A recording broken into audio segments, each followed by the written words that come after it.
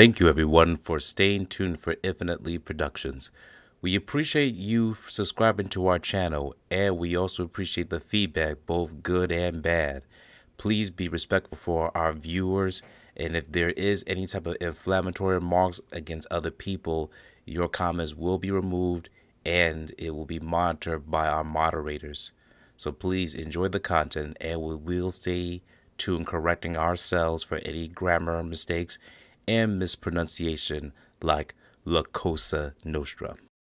In this video, instead of covering certain typical characters that we usually go on an individual basis, we will now go over the social club, since that has been a primary subject that many people have shared in the comments section. Now we will go over each social club that we have been requested to do. If there's any more that you have in mind, please let us know in the comments. And now, let's get to this video.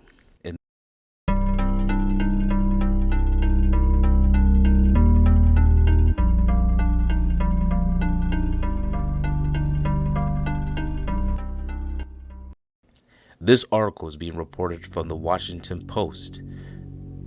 Please check out the source, as you can also see it for yourself, as we will share you the screenshot of the article as well, just so you have a foundation of what we're discussing.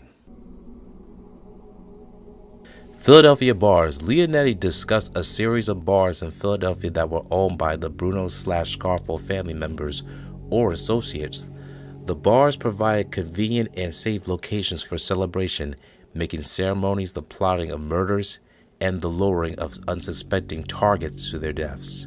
The Buckeye Club, the 9M Bar, Virgilio's, Old Timers Tavern, and Friendly Tavern were Philadelphia bars previously discussed in this report.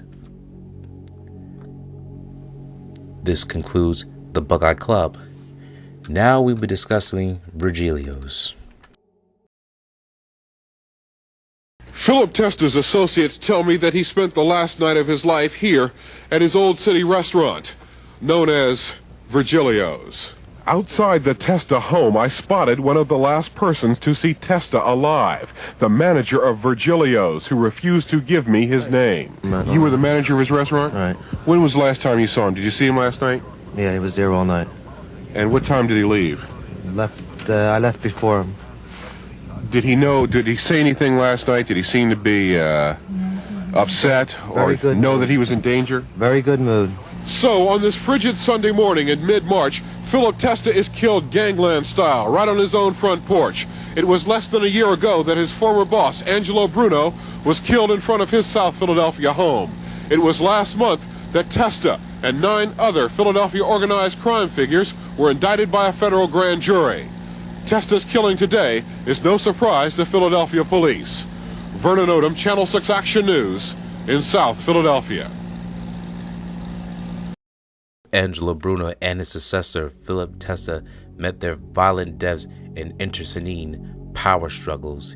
Each was slain after leaving an organized crime-owned bar. Bruno had been at Culub's Little Italy, and Testa had left his bar, Virgilio's. Leonetti recounted the events following each murder as reported to him by his uncle. Bars played a prominent role as events unfolded. With respect to Bruno, Leonetti delineated the actions by the commission of La Cosa Nostra following the unsanctioned killing that interplayed between Scarfo and the commission, and Scarfo's rejection of the commission's offer for him to become boss in favor of Testa. Seen here in the footnotes, Culub's Little Italy appears at 96 through 98 of this report, and Virgilio's appears on pages 9 through 11. Philip Testa used Virgilio, his Philadelphia bar and restaurant at 5 Bank Street, as the office for illegal activities. We will show you a picture of what Virgilio's looked like in the past during the 1980s from Temple University's article. And now you will see what Virgilio's looks like today, as it is no longer in operation and is now being used as either part of a parking garage or apartments as of today. So back to the article.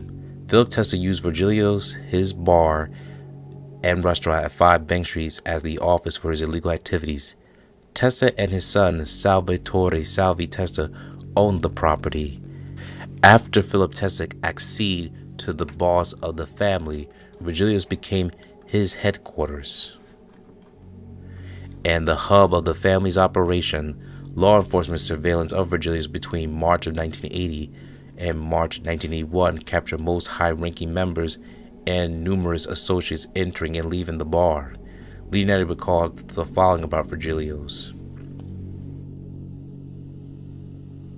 From the late 1970s until his murder of 1981, Philip Testa owned a restaurant and bar that he used as his headquarters and office for his illegal activities and La Cosa Nostra matters.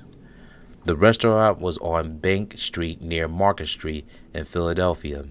When Testa originally opened the business in the late 1970s, it was known as the Bank Street Restaurant.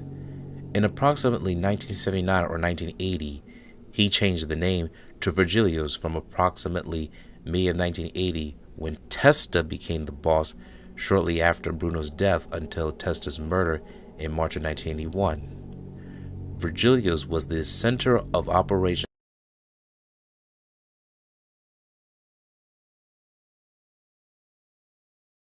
for the family. Leonetti did not know whose name was on the liquor license, but knew the dealings with Philip Testa. His son, Salvatore Salvie Testa, Scarfo, and others that Philip Testa owned and controlled the business.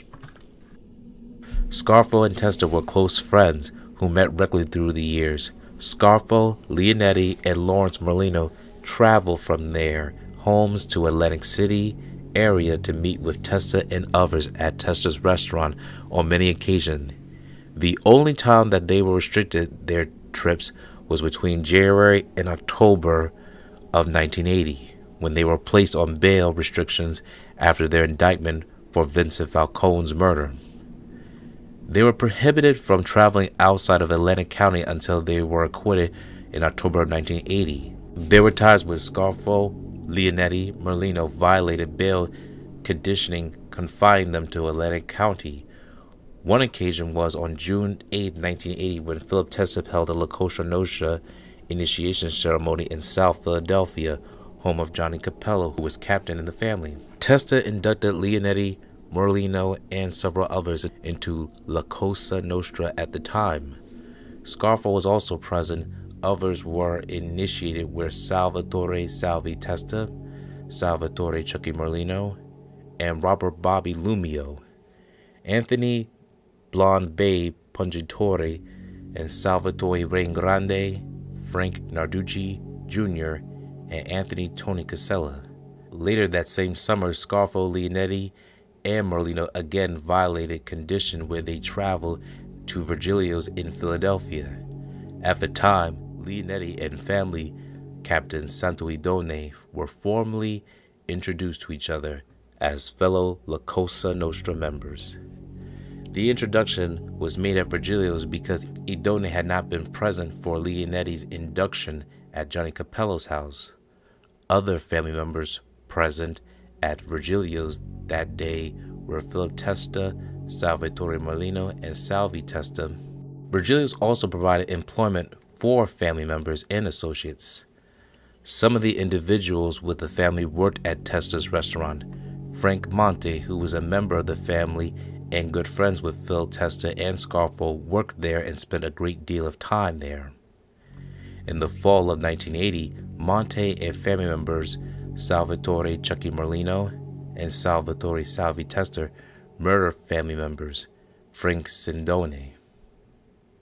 At the time of the murders, Virgilio was serving as a headquarters for family boss Philip Testa. Monte was involved in the murder and illegal gambling activities.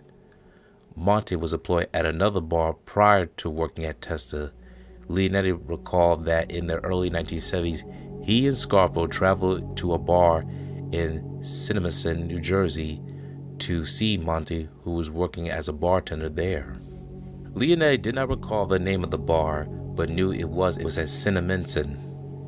Virgil Mariucci was a close friend of Salvatore Testa's, managed Philip Testa's restaurant during part of the time that Testa owned it.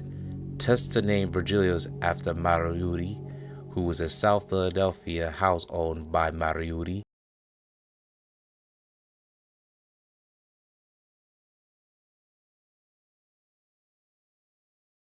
Restaurant. As we mentioned before, the business is no longer in operation and now remains a parking garage and apartment complex, as you can see on the screen. Don't forget, we also will send you the link to the Washington Post article in case you want to see more in-depth and details yourself. Thank you for watching this video. Please subscribe to our channel and check out more of our content. Feel free to give your feedback and suggestions on what we should do next in the comments. This is Infinite Lee Productions. We love ya!